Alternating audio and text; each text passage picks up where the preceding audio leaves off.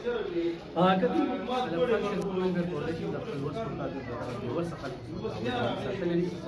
دي کې داسې خلک چې د ظلم ښکار شي د هغوی لپاره اواز راپورته کوي بندوبست کوي د هغوی لپاره تاڼه تاثیر کوي نننۍ ویډیو ډېره مهمه ده ضروري راسره وګورئ دا کومه تورسرې کومه بچی چې زموږ په دې څنګ کې ناست ده دا دوه خویندې ډېر سپین ږیري پلار څو کاله وړاندې مور سره دا روانه ده او د دې مور بیا به تاسو سترګو د وړاندې بیا به بل کې رامنځته کېږي نور کسان دا بیا په هغه جرم چې د دې خپل سلسلونه دوه کېږي یو بله مهمه خبر ته وکړم د دې وروڼه خو ګیر شو جیل ته ښه ټیک ټاک تلي او په جیل کې پوډریان شو د پېښور په جیل کې ایسان شو دا د مردانو د پېښور په جیل په دا نه ده داسې کولو خرڅېږي چې داسې په دې تنګي تحصیل کې چې داسې کولو ایس دلته نه خرڅېږي څنګه چې د پېښور په جیل یا د مردانو ستا مور څنګه څو کاله مخکې کال یو شو چې وفات شوي دی دغه 3 کسان راباندې راغلي زموږ د روم ملاقات له تللو تاریخ په دغه ورځ باندې تاریخ موږ ورته ملاقات وکړو واپس تلو کور ته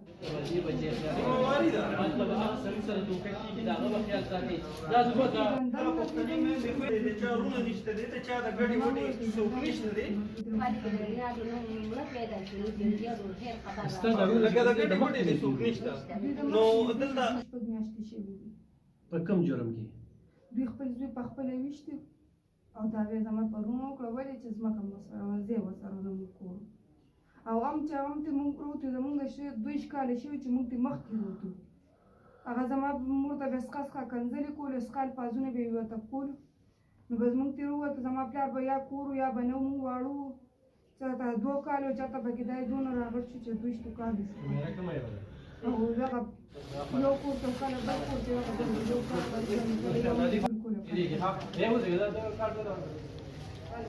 ښه ګرانو کتونکو مور یې مړه شوه لکه هغه زه د دوی یوه زوی ویشتو یا څوک چې نو دغه دشمندار په کارو چې په ښه ځای دا ځان ته نرم عزت یې نشته نران داسې نه چې نران به هغه نران راغلي په راته وایي چې دره لږ در باندې ځان ډېرې تکوي ما ورته وایي چې تاسو نران یې بس راځئ ډس کوئ ډس به در باندې کمزوري پلار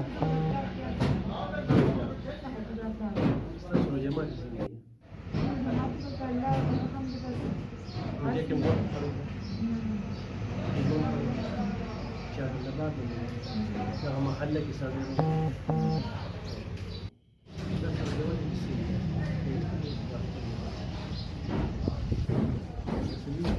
نن چې ته دې د غوړي وړو دا چاول وړو خوشاله دي استاد ارونه چې جیل ته لاړل جیل کې پوډریان شو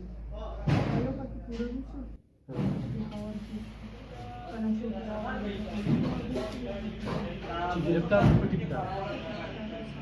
او دا بل چې ښه شوی دی دم په جیل کې ښه شو په جیل کې شروع کړو په دې باندې باندې کې ښه شو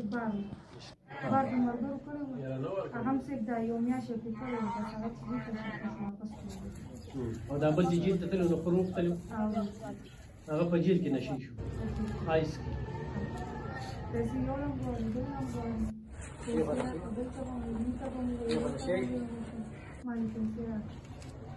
تاسو نن دیوان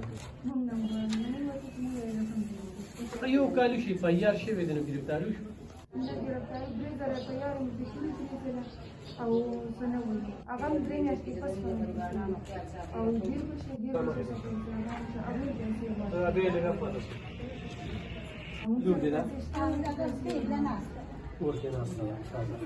موږ سره پیسې شته چې پیسې ورکړو دغه د انصاف قانون دی دغه د انصاف په حکومت کې دغه مثالي پولیس چې کوم دی چې یو کال شو دې تورسرې ته په کور کې 2 تورسرې دي د دوی کور ته زه یو کال مخکې تلم د دوی ما یو کال مخکې